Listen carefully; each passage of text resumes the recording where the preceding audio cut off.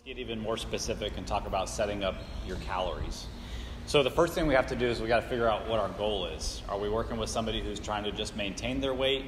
Are we trying to make somebody lose weight, make them gain muscle, gain weight? Once we know what their goal is, then we can figure out how to approach the calories.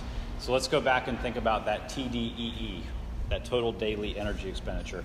We're going to call this their maintenance calories, since it's just the number of calories it takes them to stay right where they're at. So there's a few ways to figure out your TDEE. We put some online calculators in there that you can use. You can plug in variables like your age, your weight, your height, your body fat, and that will spit out an estimate of what your TDEE is. Another great way to do it is just through trial and error. This is where you actually track your food intake over the course of 1 or 2 weeks, and you track your weight alongside it and see what the number of calories you're eating does to your weight.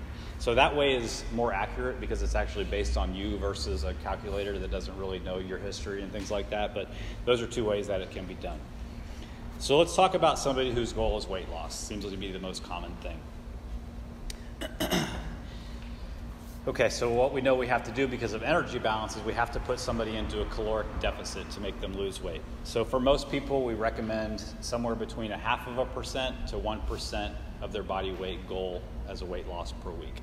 1% is definitely on the aggressive side, especially if you have a lot of weight to lose, because it can leave people quite hungry, which might make them just stop doing it. And the number one thing through all this is having a goal that's adherable, because if you can't stick to it over a long period of time, it's definitely not going to work. Okay, so when we work with somebody, we have to think about their lifestyle when we set their deficit too, because like I said, it's got to be sustainable. So let's just look at a real life example of somebody. We know through research that there's about 3,500 calories in a pound of fat.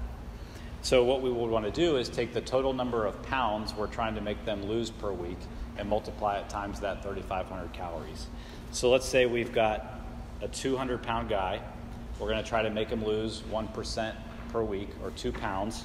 We're going to multiply that times the 3,500 calories, gets us to 7,000 calories. Then we're going to divide... Those are 7 days in a week. Yeah, we're going to divide that by 7, the number of days in a week, and that comes out to 1,000 calorie per day deficit that we need to put in that. Does that make sense to everybody? That's a lot.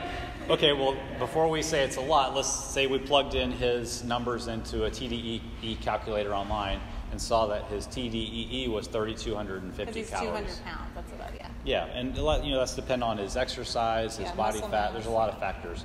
Okay, so that means that 3,250 minus his 1,000 calorie deficit, we need to have him eating 2,250 calories per day for that goal. Yeah, and that 1% is aggressive, the aggressive side. So if we were going for that 0.5%, it'd be 500 calorie deficit per day. Right. And these are just round numbers. Like I said, this is based on like a calculator and just running math. Real people is a different story. Yeah. So these are just to give you guys an idea of the concept. When we work with somebody, we have to actually figure out what works for them. Yeah.